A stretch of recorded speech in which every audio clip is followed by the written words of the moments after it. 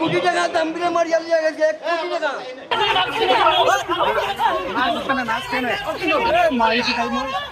হ্যাঁ বুঝি দেখিয়া দিব আমরা যেমনে পারে এত তো দেখা যায় আমরা প্রাণেরও এখন বর্তমানে হুমকি থাকে 1,47 কোটি টাকার মতো ওকে দেওয়া। পিবিআই তাদের প্রাথমিক তদন্তে এটা প্রমাণ পেয়েছে। আমার লন্ডনের কোর্স বাবদ মানে এটা 23 লক্ষ টাকা এই কোর্স বাবদ দিয়েছে। এরপর নতুন বিয়ে মানে ওরা যাইব ওখানে যাবার জন্যই তো বিয়েটা হয়েছিল, খুব তাড়াতাড়ি মানে বিয়েটা হয়েছিল মানে ইউকে যাওয়ার জন্য। তো বুঝতে পারছেন এগুলো তো আর এক্সপ্লেন করবো, দুটা ফ্যামিলির মাঝে বলবো যা বুঝে। আমি মূলত স্টুডেন্ট কনসালটেন্সি কাজ করতাম, বা টাকাটা অনেক সময় আমাকে দিছে বদরুজ্জামান তানভীরও আমার ক্লায়েন্টদেরকে চিনে। অনেক ফাইল হয়েছে, লাস্ট 9টা ফাইলের টাকা পয়সা আসছে, সে আটকে দিছে। 1,47 কোটি টাকার মতো ওকে দেওয়া হয়, কিছু টাকাও পেমেন্ট করছে। তারপরে এখন এই 98,23,308 টাকা পিবিআই তদন্ত, সুষ্ঠু তদন্তের মাধ্যমে এটা বের হয়। বদরুজ্জামান তানভীর, তার বিরুদ্ধে মোট 7টি মামলা করেছে মাসুম। তার মধ্যে 6টি মামলা হচ্ছে নেগোশিয়েবল ইনস্ট্রুমেন্ট অ্যাক্টের মামলা, চেক ডিজোনার সম্পর্কিত। আর আজ যে মামলাটা হলো সেটা হলো কোতোয়ালি সিআর 267/2026, প্রতারণামূলকভাবে বিশ্বাস জন্মিয়ে টাকা আত্মসাৎ করার অপরাধ।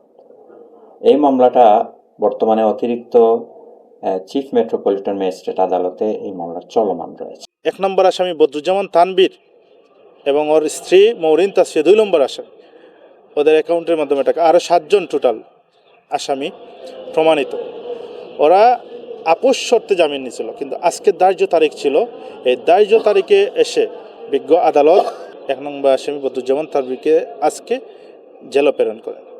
বাদী মূলত এই মামলায় 1,47 কোটি টাকা নিয়েছেন মর্মে বাদী বলেছেন। তন্মধ্যে সে এই যে আজকের যে আসামি, সে বিভিন্ন সময়ে বাদীকে 40-42 লাখ টাকার মতো সে দিয়েছে। পিবিআই তদন্তে উঠে এসেছে 98 লক্ষ টাকা।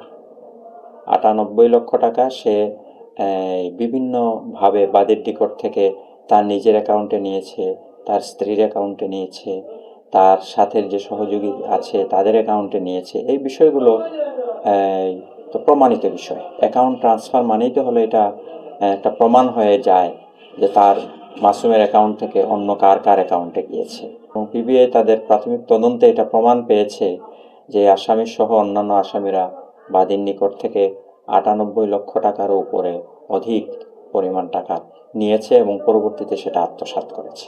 সবাই তো বিশ্বাস নিয়ে আসছে, আর এই বিশ্বাসের জন্য আজকে আমি এটা যুদ্ধ বলা যায়, যুদ্ধ করেই যাচ্ছি। যে এই টাকাগুলো কোন দেশের ভিসার জন্য? এটা ইউকে স্কিল ওয়ার্কার, যখন 2023 থেকে শুরু হয়েছিল, এইগুলা 24-25 এসে লাস্ট আমার কাজিন যারা, ওদের সংসার কিন্তু ধ্বংস হয়ে যাচ্ছে।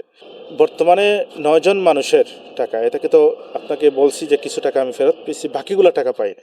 সচেতন নাগরিক হিসাবে বলবো যে টাকা পয়সার লেনদেন করার আগে ভালোভাবে যাচাই বাছাই করতে হবে। যাকে টাকাটা দিচ্ছেন সে কতটুকু রিলায়েবল, তার রিলায়েবিলিটি কতটুকু আছে, এবং যে টাকাটা দিবেন সে সংক্রান্তে প্রমাণ রাখতে হবে, সাক্ষ্য প্রমাণ যেন ওনার হাতে থাকে, যাতে পরবর্তীতে আইনগতভাবে এগোনো যায়। এই সকল ক্ষেত্রে দেখা যায়, বেশিরভাগ ক্ষেত্রে ইদানিং যেটা হচ্ছে, এই প্রতারক চক্ররা বেশ কিন্তু তারা প্রভাবশালী। তারা বিভিন্ন সময়ে বিভিন্ন মানুষজনের কাছ থেকে মোটা অঙ্কের টাকা হাতিয়ে নিচ্ছে, নিয়ে তাদের গাড়ি বাড়ি করছে। তাদের মনে এই যে এটা আর কি হবে, বড়জোর আমরা জেল খাটবো, এই তো প্রমাণ। তো অনেক সময় দেখা যায় যে এই মামলাগুলো প্রমাণের অভাবে আসামিরা খালাস পেয়ে যায়, সাক্ষীর অভাবে আসামিরা খালাস পেয়ে যায়। তো এই ক্ষেত্রে দেখা যাচ্ছে মামলার বাদী উনি যে টাকা পয়সা দিয়েছেন এই আসামিদেরকে, সেটা ব্যাংক চ্যানেলে দিয়েছেন, ব্যাংকের মাধ্যমে দিয়েছেন, সেটা তার কাছে স্ট্রং প্রমাণ আছে। আশা করছি এখানে আমরা 100% আমরা ন্যায় বিচার পাবো।